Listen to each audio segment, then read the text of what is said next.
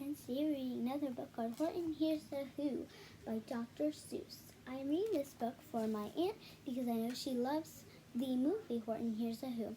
Last time we read it on the first day of summer vacation. Let's get started. Horton Hears A Who. Next.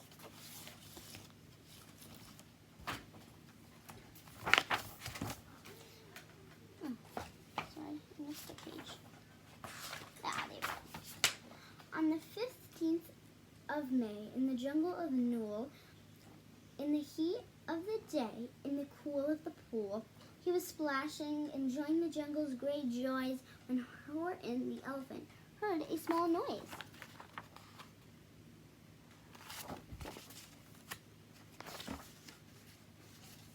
So Horton stopped splashing. He looked toward the sound. That's funny, thought Horton. There's no one around. Then he heard it again, just a very faint yelp, as if some tiny person were calling for help. I'll help you, said Horton. But who are you? Where? He looked and he looked. He could see nothing there but a small speck of dust blowing past through the air. Do you see it? A very small. I say, muttered Horton, I've never heard tell of a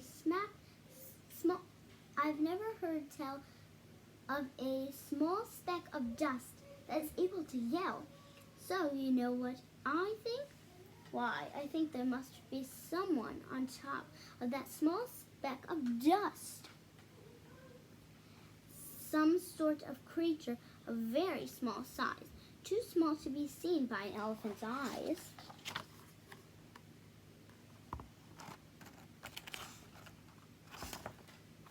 The speck of dust is there. Some poor little person who's shaking with fear that he'll blow in the pool. He has no way to steer. I'll just have to save him because, after all, a person's a person no matter how small.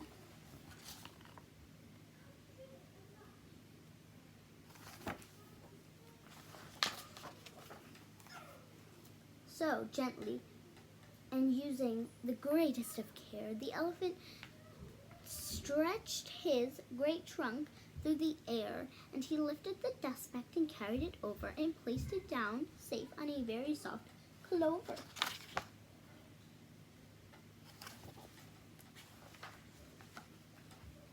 Humph, humphed a voice.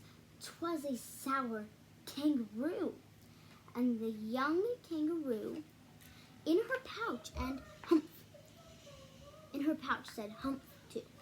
Why, that speck is as small as a head of a pin. A person on that? Why, there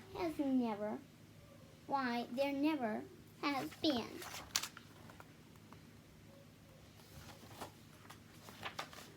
Believe me, said Horton. I'll tell you sincerely. My ears are quite keen, and I heard him quite clearly.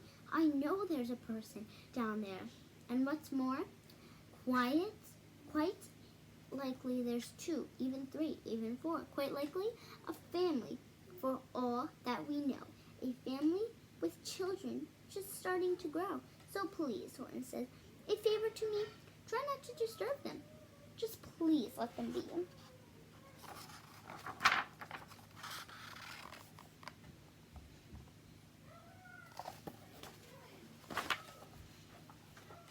I think you're a fool, laughed the sour kangaroo.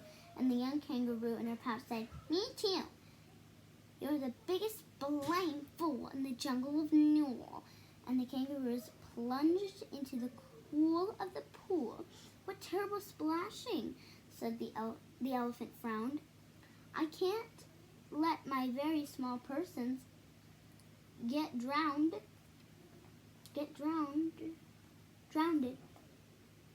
I've got to protect them. I'm bigger than they. So he plucked up the clover and hustled away.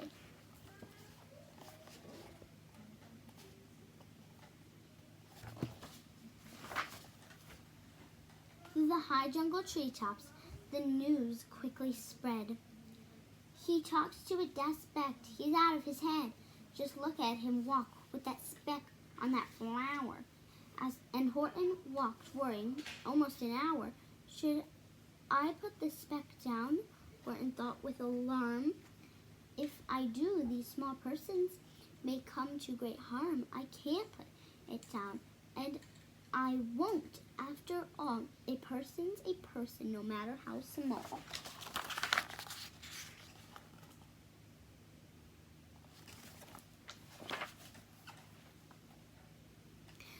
Then Horton stopped walking. The speck voice was talking. The voice was so faint he could just barely hear it. Speak up, please, said Horton. He put his ear near it. My friend, came the voice, you're a very fine friend. You've helped all us folks on this dust speck no end. You've saved all our homes, our ceilings, and our floors. You've saved all our churches and grocery stores. You mean, Horton gasped, you have buildings there too? Oh yes, piped the voice. We most certainly do. I know, called the voice. I'm too small to be seen, but I'm mayor of a town that is friendly and clean. Our buildings to you would seem terribly small, but to us who aren't big, they're wonderfully tall. My town is called Whoville, for I am a Who, and we Whos are thankful and grateful to you. And Horton called back to the mayor of the town, you're safe now, don't worry, I won't let you down.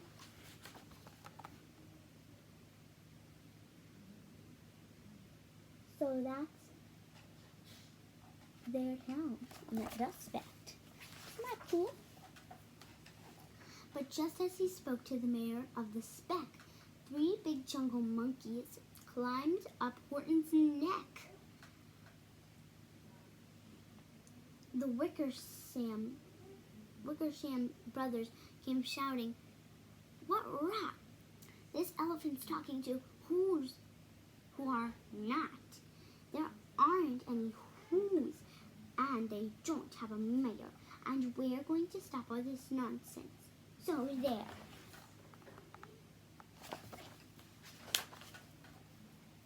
They snatched Horton's clover.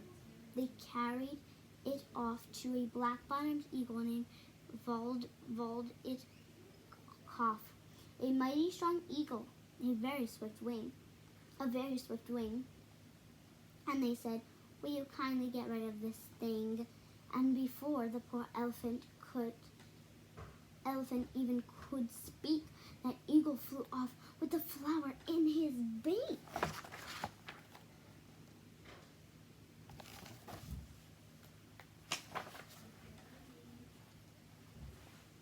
All that late afternoon and far into the night, that black-bottomed bird flapped his wings in fast flight, while Horton chased after with groans over stones that tattered his toenails and barred his bones, and begged, please don't harm all my little folks who have as much right to live as us bigger folks do. But far, far beyond him, that eagle kept flapping, and over his shoulders called back, quit your yapping. I'll fly the night through. I'm a bird, I don't mind it. And I'll hide this tomorrow where you'll never find it.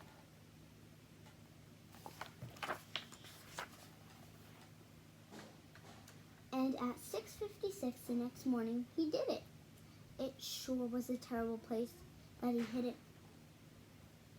He let that small clover drop somewhere inside of a great patch of clovers 100 miles wide. Find that, sneered the bird, but I think you will fail.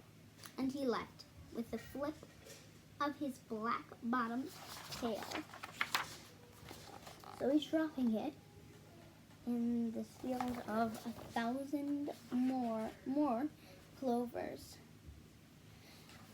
As see if we're going to find that. I'll find it, cried Horton. I'll find it or bust. I shall find my friends on my small speck of dust.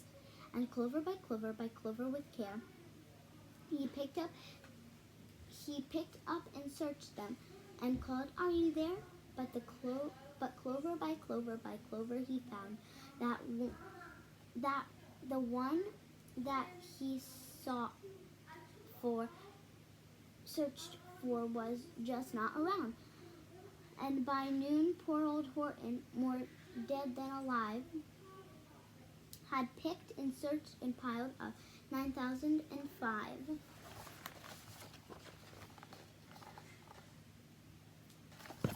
Well, that's a lot. And then on through the afternoon, hour after hour, till he found them at last on the 3,000,000th flower. "My friends," cried the elephant, "tell me, do tell. Tell me, do tell. Are you safe? Are you sound? Are you whole? Are you well?"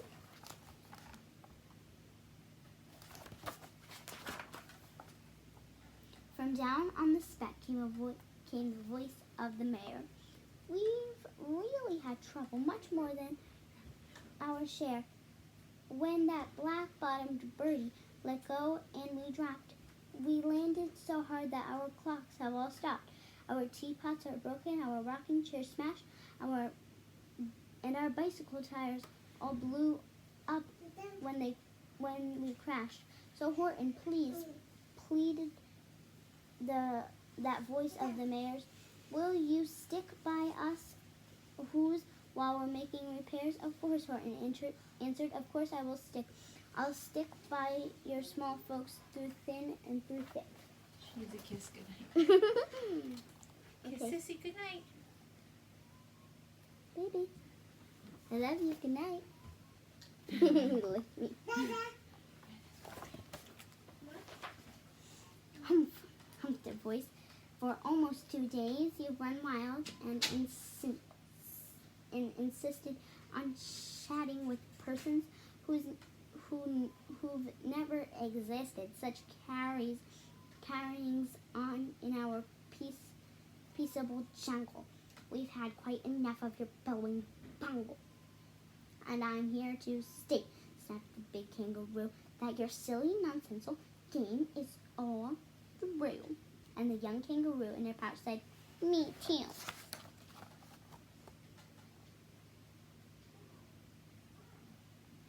Wow, what are they going to do? Like they have some kind of rope or something in a pot. With the help of the Wickersham brothers and dozens of Wickersham uncles and Wickersham cousins and Wickersham in-laws, whose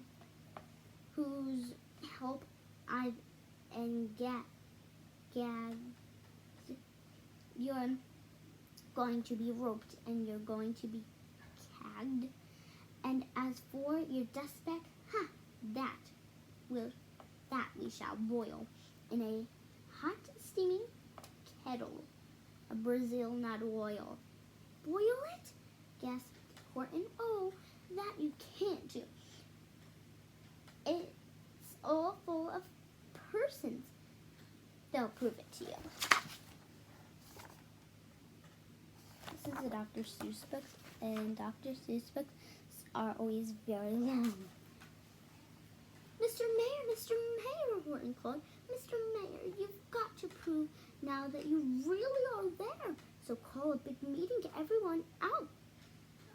Make every who holler, make every who shout, make every who scream. If you don't, every who is going to end up in a bezel in a stool."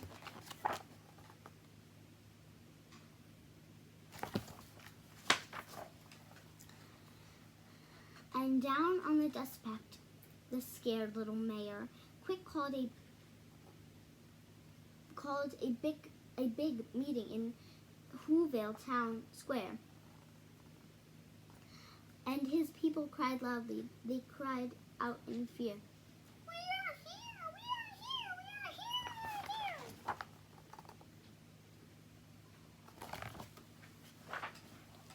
The elephant smiled. That was clear as a bell. You kangaroos surely heard that very well. And all I heard, snapped the big kangaroo, was the breeze and the faint sound of wind through the far distant trees. I heard no small voices, and you didn't either. And the young kangaroo in her pouch said, me neither.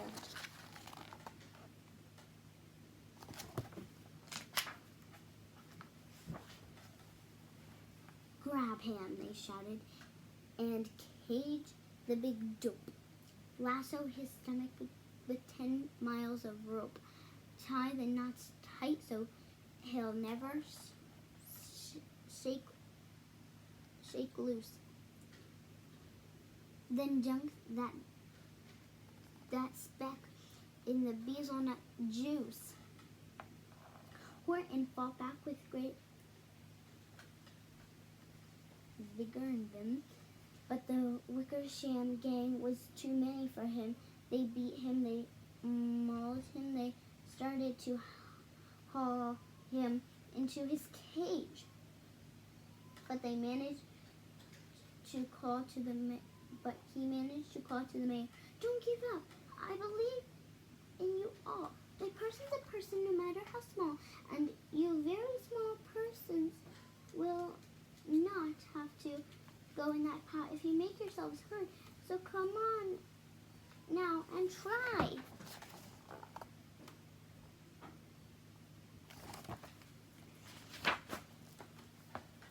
The mayor grabbed a tom-tom. He started to smack it, and all over Whoville they whooped up a racket. They rattled tin kettles. They beat on brass pans, on garbage pail tops and old cranberry cans. They blew on bazookas. They blasted great toots on clarinets, oom-pas and boom-pas and flutes.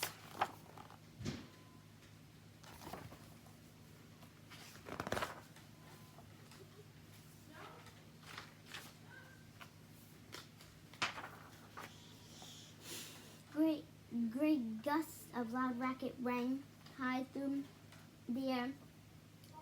They rattled and shook the whole sky, and the mayor called up through the howling mad hula baloo, "Hey Horton, how's this? Is our sound coming through?" And Horton called back, "I can hear you just fine, but the kangaroo's ears aren't as strong, quite as mine.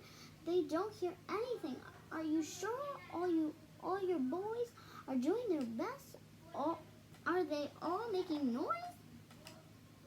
Are you sure every who down in Whoville is working? Quick, look through your town. Is anyone shirking?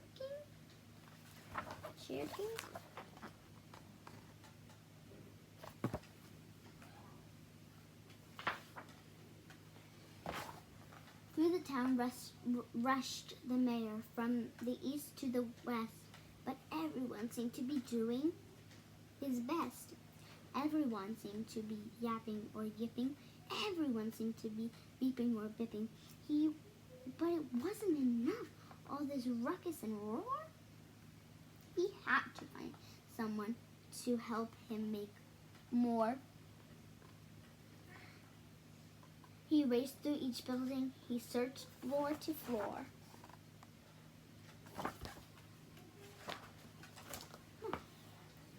And just as he felt he was getting nowhere, he almost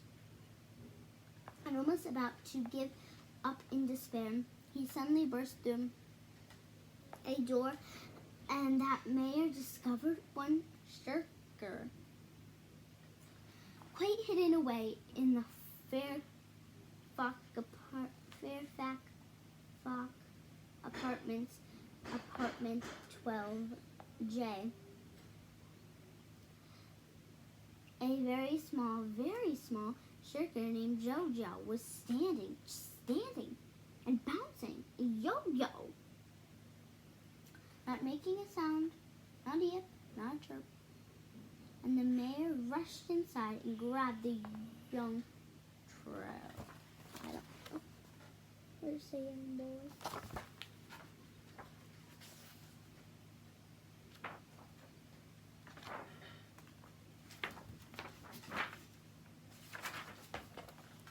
And he climbed with the lad up the Eiffelberg Tower. This, cried the mayor, is your town's darkest hour. The time for all who have blood that is red, to come to the aid of their country, he said. We've got to make noises in greater amounts, so open your mouth wide for everyone's count. Thus he spoke as he climbed. When they got to the top, the lad cleared his throat and shouted out, "Yop!" And that yop? Oh, sorry, hold on.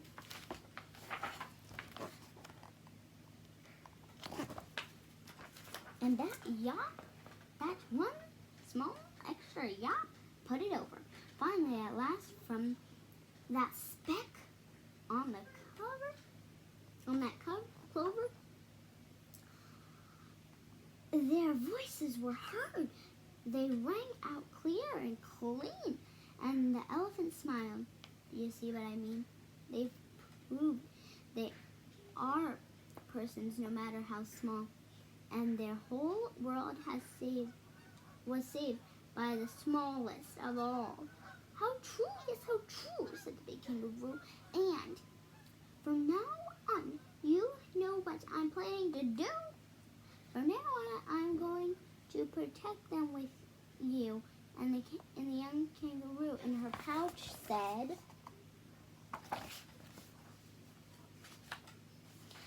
"Me too." From the sun in the summer, from rain when it's fallish, I'm going to protect them, no matter how smallish. And that is the end of our long book called Horton Hears A Who by Dr. Seuss. I hope you enjoyed it, and everybody else who's listening. I'll see you soon. Bye, guys.